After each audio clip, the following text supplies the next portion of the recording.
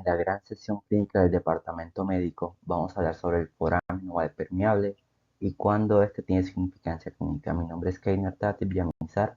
estudiante de posgrado de primer año de la Universidad de Cartagena. Entonces vamos a proceder con el tema y la primera pregunta que nos tenemos que hacer al momento de tener un foramen oval permeable es ¿cuándo lo vamos a buscar? Ya que vamos primero a evidenciar las complicaciones y posteriormente llegaremos al diagnóstico. Lo vamos a pensar puntualmente en estas cuatro situaciones. En el paciente con ataque cerebrovascular criptogénico, en el paciente con migraña con aura refractaria al manejo médico, en el paciente con síndrome preterminal ortodeoxia y en la enfermedad por descompresión. Siempre tener en mente estos cuatro escenarios que son los que van a rondar la presentación del día de hoy. Entonces, ¿qué es un foramen oval permeable? Clásicamente lo incluiríamos dentro de la clasificación de las comunicaciones interauriculares, pero cabe recalcar que esta no hace parte de esta clasificación y que la diferencia entre una u otra va a ser que el foramen oval permeable no va a ser un defecto verdadero en la pared del tabique como si lo va a ser una comunicación intraauricular por la falta de formación del mismo. Con base en esto, entonces, el foramen oval permeable va a ser la persistencia de la permeabilidad de la válvula en colgajo a nivel de la fosa oval entre la aurícula derecha e izquierda que va a tener una función fisiológica en la vía intrauterina y hasta el año de vida. Si este permanece permeable posterior a este año de vida, hablamos de un foramen oval permeable. Por otra parte, la que se podría parecer más a un foramen oval permeable va a ser la comunicación interauricular tipo ostium secundum, que este sí es un defecto verdadero en la pared del tabique interauricular entre la región de la fosa oval, precisamente, pero la diferenciación se va a hacer mediante el ecocardiograma con respecto al shunt. Prosiguiendo con la embriología de este foramen oval, vamos a tener que esto va a partir desde la cuarta semana de gestación, donde se va a formar desde esta aurícula primordial que observamos en pantalla, se va a formar lo que es a nivel superior, lo que es el septum primum. Este septum primum va a crecer en dirección hacia lo que vendría siendo nuestro cojín endocárdico que observamos en la mitad. Posteriormente, esta apertura entre este septum primum que va a tener una forma de semiduna y estos cojines endocárdicos se va a llamar como ostium primum. Posteriormente, este cojín endocárdico va a crecer en sentido anterodorsal y lateral, haciendo la diferenciación auriculoventricular y posteriormente este septum primum va a tocar totalmente lo que es el cojín endocárdico, formando la diferenciación de aurícula izquierda y derecha. Posteriormente, este septum primum se va a fenestrar formando lo que es el ostium secundum e ipsilateral a este septum primum se va a formar otro septo que se va a llamar el septum secundum. Posterior y alrededor de la 12ª semana, este septum secundum en forma de semiduna también va a tener una apertura y se va a solapar con el septum primum, formando lo que es una válvula que conoceríamos como el foramen oval, que en la vía intrauterina la presión de la aurícula derecha va a ser mayor que la de la izquierda, permitiendo el paso de sangre oxigenada del lado derecho, perdón, al lado izquierdo, permitiendo la oxigenación fetal y que esto se va a ir aumentando la presión de la aurícula izquierda a medida que pase el nacimiento y si esto persiste mayor al año hablamos de foramen oval permeable. En cuanto a la epidemiología, si bien este es un estudio que es antiguo, es el estudio de referencia cuando hablamos de incidencia y del diámetro del foramen oval, donde se incluyeron dentro del estudio pacientes con entre las primeras 10 décadas de la vida, pacientes que no tuviesen evidencia de enfermedad congénita durante su vida y pacientes que durante la autopsia no se evidenció enfermedad aterosclerótica, que se encontró que si bien la incidencia acumulada era aproximadamente del 25% durante toda la vida, parece que esta incidencia es mayor durante las primeras 3 décadas de la vida. Y hablando del diámetro del foramen, observamos que el diámetro es mayor posterior a la tercera década de la vida. ¿A qué conclusión llegaron los autores en ese momento y es la hipótesis que se maneja actualmente? Que el foramen oval permeable se puede cerrar posterior a esta tercera década de la vida y que el diámetro no está en relación con que crezca a medida que pasen los años, sino que forámenes ovales más grandes van a permanecer permeables durante toda la vida. Hablando de la epidemiología de nuestros cuatro escenarios que mencionamos, iniciamos con el ACV. En el contexto del ACV isquémico vamos a tener que el 38% de estos ACV van a corresponder a un ACV criptogénico. En estos ACV criptogénicos el 30% vamos a encontrar un foramen oval permeable, pero de los cuales solamente el 7% vamos a poder evidenciar un rol causal, dándonos el 4% de todos los ACV van a ser secundarios a un foramen oval permeable, pero es probable que este esté subrepresentado.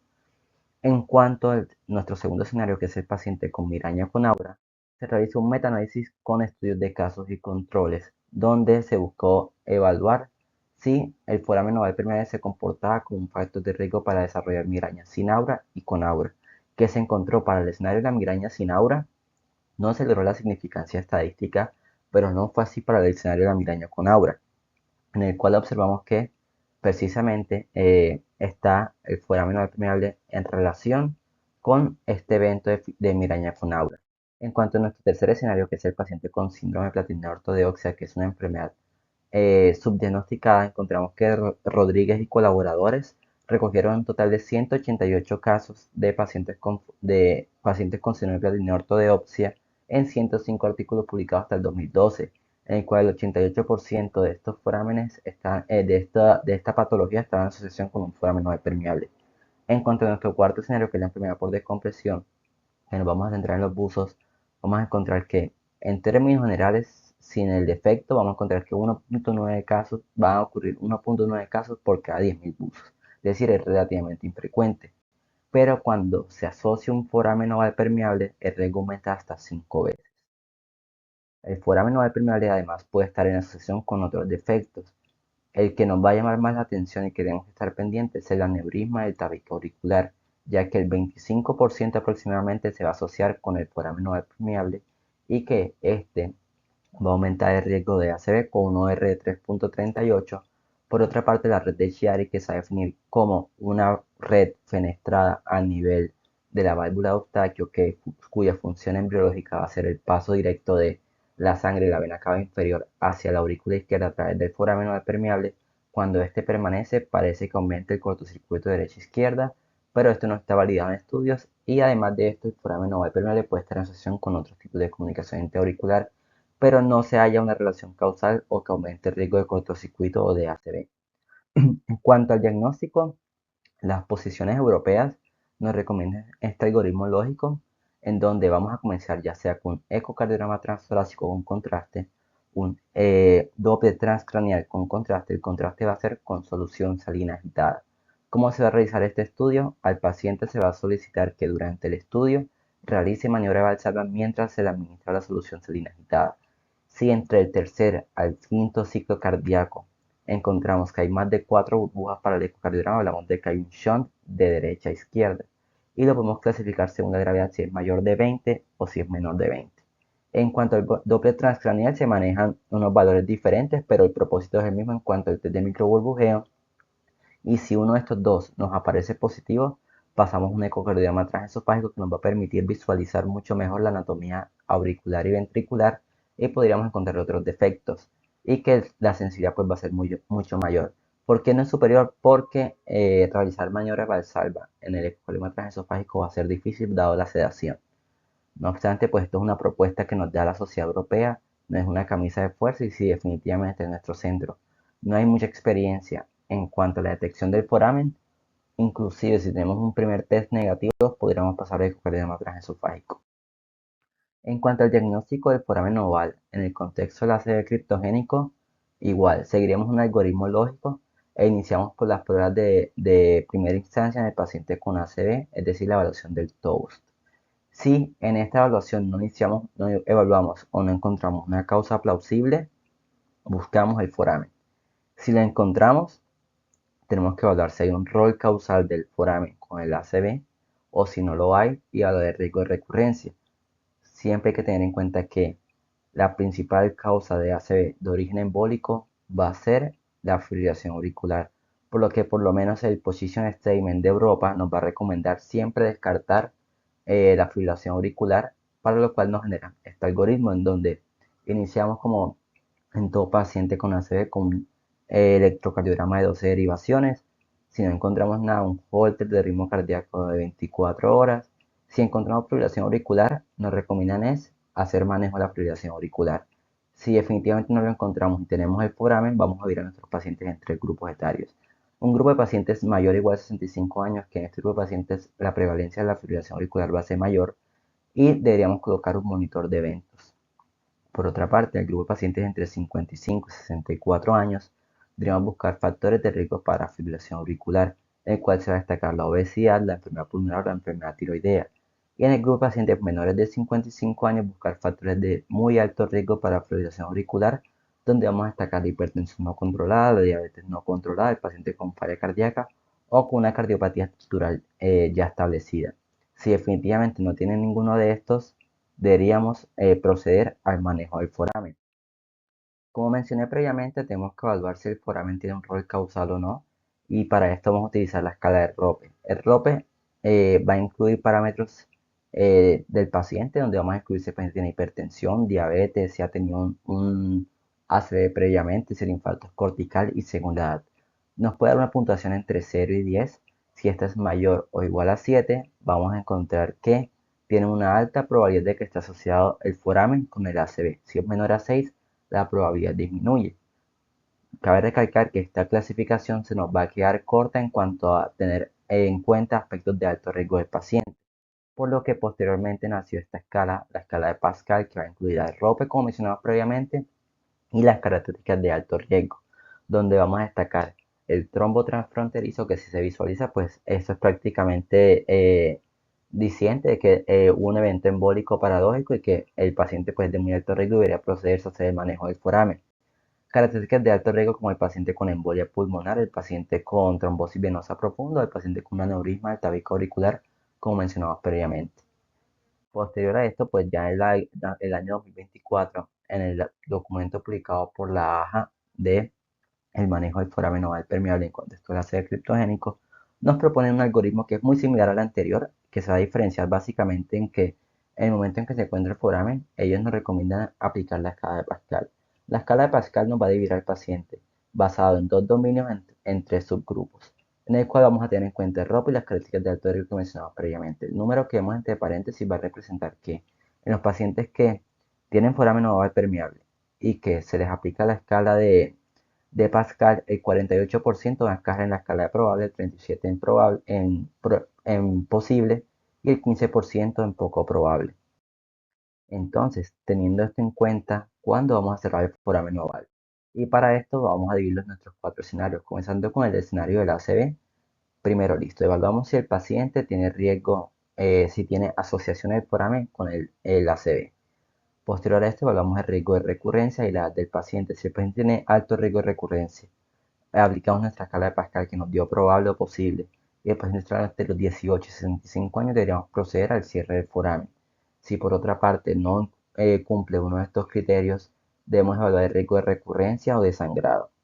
El riesgo de recurrencia nos lo van a definir según las características que mencionamos previamente, pero por lo menos la posición europea nos va a recomendar, nos va a incluir el tamaño del foramen, el tamaño del túnel, si tiene una red de Chiari presente, nos va a incluir otras malformaciones cardíacas, y si definitivamente vemos que el riesgo de recurrencia es bajo, indican solamente manejo médico, que lo van a definir como antiagregación o anticoagulación, pero no tener en cuenta que se prefiere la antiagregación y se va a manejar como un paciente con un ACV normalmente. En cuanto si vemos antiagregar o anticoagular, pues aquí traigo un resumen de la evidencia disponible hasta el momento, donde vamos a tener que en estos 5 estudios se buscó evaluar el cierre del foramen oval permeable más manejo médico versus solo manejo médico. Para el Closure Trial, que fue el primero que se realizó, el manejo médico iba a estar definido con el paciente con asma, clopidogrel versus warfarina para mantener un INR entre 2 y 3. Se realizó el cierre con el dispositivo Starflex, que fue el diferencial con respecto a los demás estudios que vemos en pantalla. En el PC Trial lo que se buscó diferente del Close Trial fue que se utilizó el dispositivo Unplotzer. Algo que llama la atención de este estudio es que como limitación al momento de evaluar el comparador nos dicen que el manejo va a estar a discreción del médico tratante y no hay una especificación muy buena con respecto a esto. En cuanto a Respect Trial, vemos que este estudio se diferenció ya que extendió el tiempo de seguimiento de estos pacientes hasta casi 6 años, en lo cual pues no incluyeron los demás estudios. El Close Trial, lo que se diferenció de los demás estudios va a ser que fue el primer estudio que incluyó a los DOACs en el manejo comparador en el paciente con foramen oval permeable que fue llevado a cierre. El Reduce Trial se diferenció de los demás ya que buscó un desenlace diferente y fue la reducción del área de infarto a los 24 meses. Entonces, ¿qué resultados nos arrojaron los estudios? Para el caso del Closure Trial, encontramos que no hubo una diferencia estadísticamente significativa entre cerrar y no cerrar el foramen.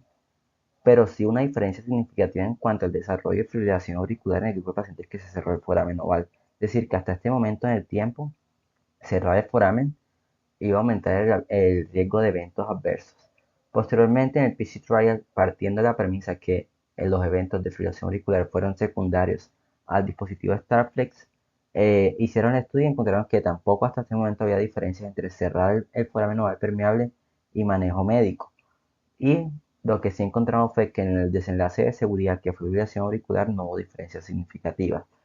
El Respect Trial parte de la premisa en que en los dos estudios previos el tiempo de seguimiento fue muy corto y lo llevaron hasta casi 6 años, donde vemos que sí hubo una diferencia significativa en cuanto a favor del cierre del foramen oval permeable más manejo médico y que el desenlace de eventos adversos fue igual en ambos grupos. En el Close Trial, perdón, posteriormente, que buscó la misma comparación, encontramos que también hubo una diferencia significativa en cuanto a cerrar el foramen versus el manejo médico, pero que también hubo un aumento de los eventos adversos en cuanto a la fibrilación auricular. Y el Reduce Trial, que buscó un desenlace diferente, pues el cierre del foramen también están a favor y el riesgo de fibrilación auricular también fue mayor en este grupo de pacientes. En conclusión, lo que nos recomienda la posición europea es: una vez se tome la decisión de cerrar el foramen, el paciente debe ser llevado a antiagregación dual por lo menos 1 a 6 meses. Si bien los estudios nos dicen que si uno anticoagula o antiagrega al paciente no hay diferencias significativas, se advierten que, ya que el paciente va a estar durante toda la vida con este manejo, es probable que con el tiempo la anticoagulación aumente el riesgo de sangrado más que la antiagregación con un solo antiagregante, para lo cual ellos sugieren pues mantener la antiagregación por lo menos 5 años y posterior a estos 5 años evaluar si el paciente se beneficia o no de continuar esta terapia. Se hace el seguimiento con ecocardiograma transtorácico con contraste a ver si hay emisión residual por lo menos al mes posterior al cierre y a los 6 meses. En cuanto a nuestro escenario 2, que es el paciente con migraña con aura, en este metaanálisis que buscó comparar el cierre del foramen oval permeable en este grupo de pacientes refractarios al manejo, encontramos que hubo una diferencia estadística muy significativa en cuanto a cerrar el foramen oval permeable en este grupo de pacientes, reduciendo al menos el 50% los eventos de cefalea, lo cual va a mejorar la calidad de vida de nuestros pacientes. En cambio, no logró la significancia estadística para la resolución completa de los eventos de cefalea, por lo que es una posición razonable cerrar en este grupo de pacientes, pero al día de hoy pues la evidencia no es conclusa al respecto, pero se puede llegar a considerar. En nuestro escenario 3, que es el paciente con síndrome de platino ortodoxia, se evaluaron en un hospital en Los Ángeles a 683 pacientes con foramen oval permeable, en el cual solamente a 23 pacientes se les hizo diagnóstico de síndrome de platino ortodoxia, que finalmente se excluyeron un grupo de pacientes, quedando un total de 17 pacientes. Estos 17 pacientes los dividieron en dos grupos. Un grupo donde el paciente tenía síndrome de platino ortodoxia más foramen oval permeable únicamente, un grupo de pacientes donde el paciente tenía síndrome de platinidad ortodoxia, foramen oval permeable más otra condición que causara hipoxia, que ellos definían como paciente con EPOC, el paciente con hipertensión pulmonar o el paciente con síndrome hepatopulmonar. ¿Qué resultados arrojó? En el paciente que únicamente tenía foramen oval permeable más el síndrome de platinidad ortodoxia, el cierre del foramen aumentó los parámetros de oxigenación tanto en la posición supina como en la posición de pie, logrando la significancia estadística, y que por lo menos la guía de la Sociedad de Cardiología e Intervencionismo recomienda que si el paciente no tiene otra causa de hipoxia, se debería cerrar el foramen oval, ya que por lo menos en el grupo de pacientes que tenían otra causa de hipoxia no hubo una mejoría posterior al cierre del foramen. En nuestro cuarto escenario, que es el paciente con enfermedad por descompresión, vemos que por lo menos la Sociedad de Cardiología Intervencionista nos recomienda es: no cierre el foramen oval permeable si el paciente no tenía una sede previamente, a pesar de que haya tenido un evento, una enfermedad por descompresión, y ellos lo manifiestan o se basan en que se debería recomendar al paciente pues el cese de esta actividad por el riesgo de recurrencia. No obstante, y cuando uno revisa otros documentos con respecto a la información, encontramos que pues no todos los pacientes van a estar de acuerdo con el cese de la actividad, y que en este grupo de pacientes se realizó un estudio en donde se buscó comparar a aquellos pacientes que seguían haciendo la actividad en un grupo que se cerró el foramen y en otro que no, y encontramos que se logró la significancia estadística en cuanto a favor del cierre del foramen y que se debería considerar en este grupo de pacientes. Muchas gracias.